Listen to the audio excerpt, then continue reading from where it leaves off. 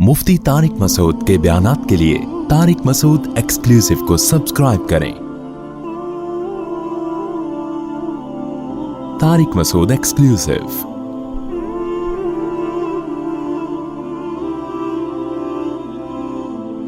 आजकल जो दिमागी बीमारियां ना बहुत स्पीड के साथ बढ़ रही हैं, बहुत स्पीड के साथ। देखो, एक उसूल याद रखो कि आप अगर हाथों से वजन उठाना छोड़ दें तो हाथ क्या ताकतवर हो जाएंगे? बोलो ना, कमजोर हो जाएंगे। आप क्या, मैं एनर्जी सेव कर रहा हूं, हाथ की एनर्जी क्या कर रहा हूं? सेव। वजन नहीं उठा रहा मैं, तो सेव होगी। आप अगर टांगों से चलना छोड़ दो तो टांगे मजबूत हो जाएंगी क्या? बोलने पर गवर्नमेंट ने पाबंदी लगाई है। तो याद रखो, जब हम बचपन से ही ना टेंशनों के अगर हम आदी होते हैं, कुछ ना कुछ टेंशन मिलती रहती है, तो इंसान के जो आसाब है ना वो टेंशन बर्दाश्त, टेंशन का वेट उठाते उठाते बॉडी बिल्डर बन जाते हैं, यानी वेट लिफ्टर बन जाते हैं। और अगर बचपन से ही टेंशन कोई मिल ही नहीं रही हो, मम्मी डैडी वाला सेटअप हो, ये बच्चा नफसियाती पागल बनेगा बड़ा होकर, ये बता दूं मैं। ये वहमी भी बनेगा और ये दिमागी, ये खुदकुशी भी कर सकता है, ये जरा सी टेंशन में पागल भी हो सकता है, उल्टा ही हो जाएगा।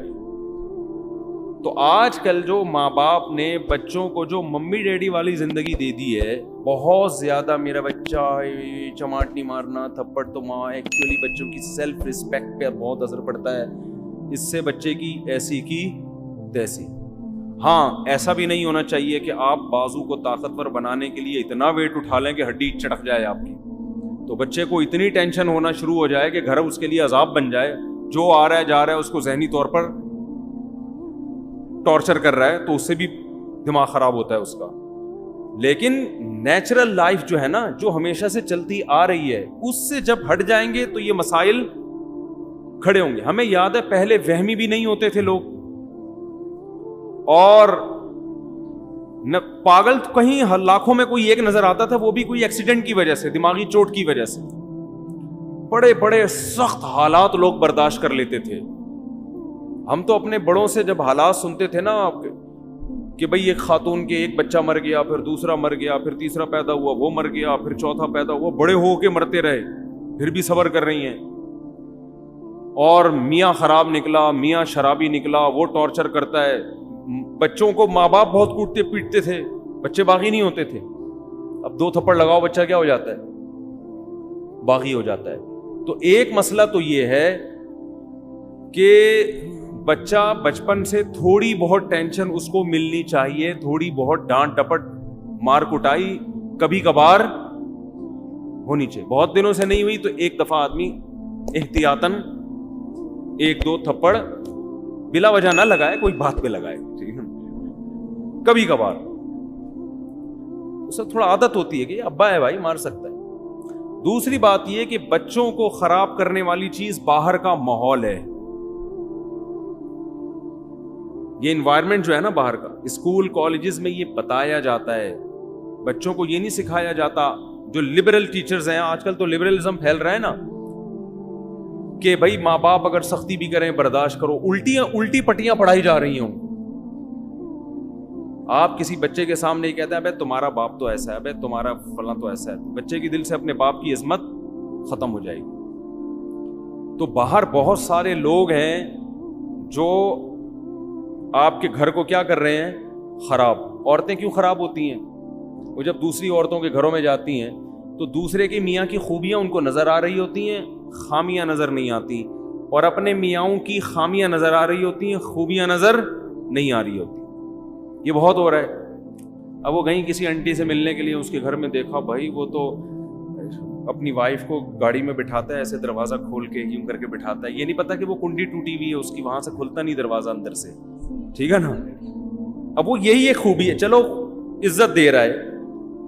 आप जरा तहकीक करो तो पता चलेगा खर्चा धेले का भी नहीं दे रहा। मुझे कभी पिछले हफ्ते एक फैमिली का मैटर सामने आया कि खातून ने, किसी ने बताया कि वो शौहर उस खातून को बहुत इज्जत देता है, बहुत रिस्पेक्ट करता है अपनी वाइफ को। देखें, वो शौहर है, इतनी रिस्पेक्ट, इतनी इज्जत और इतनी اس کے غم میں شریک ہوتا ہے, اس سے اپنی باتیں شیئر کرتا ہے. اور ایک ہمارے میاں ہیں, وہ خاتون بتا رہی ہیں مجھے, ایک ہمارے میاں ہیں. میں نے تحقیق کی, میں نے کہا مجھے پتا چلا کہ وہ جو اتنی عزت دے رہے ہیں نا میاں, اس کی بیوی جاب کر رہی ہے, اپنا خرچہ اپنے بچوں کا خود اٹھا رہی ہے, میاں اپنا خرچہ الگ اٹھا رہے ہیں.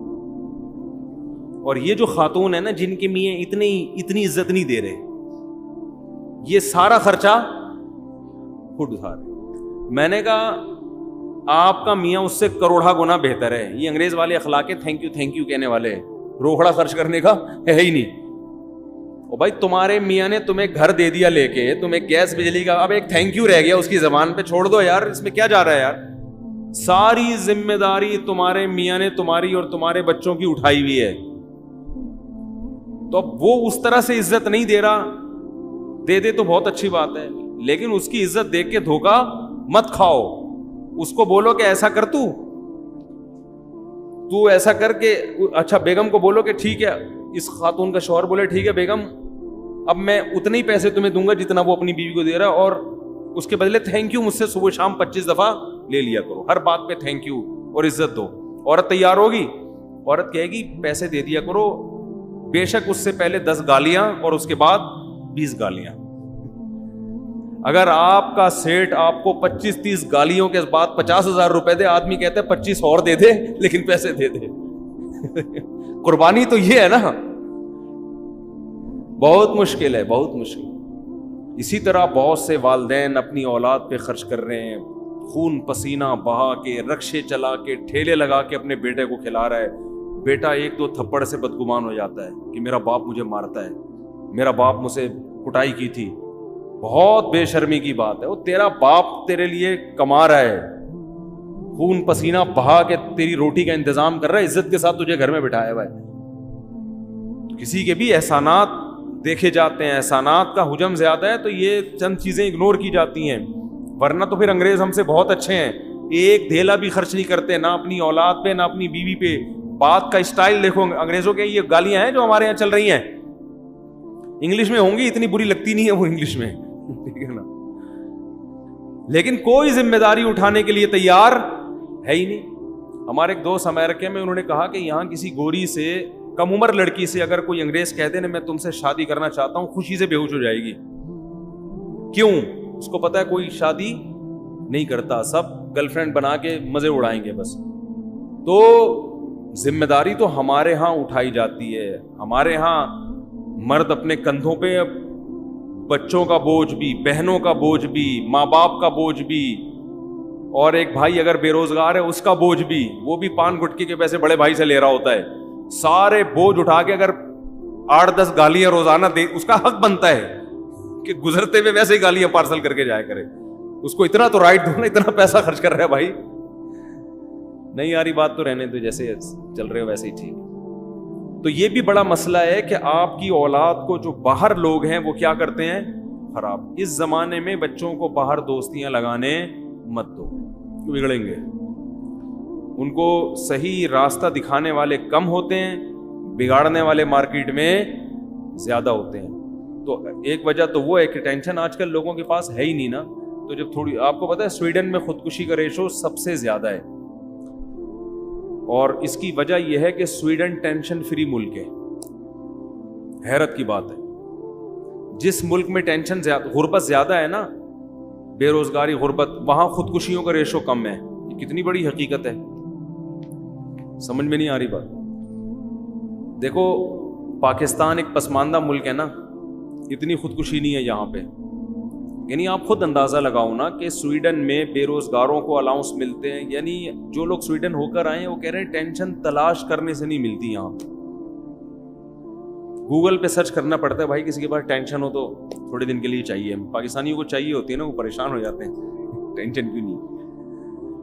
تو اس کے باوجود سب سے زیادہ خودکشی کہاں ہو رہی ہے, اس کنٹری میں. کیوں ہو رہی ہے؟ اس کی وجہ یہ ہے کہ قدرت کی طرف سے ذرا سی کوئی پریشان, قدرت تو دیتی ہے ٹینشن, چاہے آپ کا ملک ٹینشن فری ہو جائے, اللہ کی طرف سے ٹینشنیں آتی ہیں تو وہ برداشت نہیں کر پاتے. برداشت نہیں کرتے تو جا کے وہ لٹکنے کی کوشش کرتے ہیں اور کھمبوں سے چپکنے کی کوشش, اس کا یہ بڑا نقصان ہوتا ہے.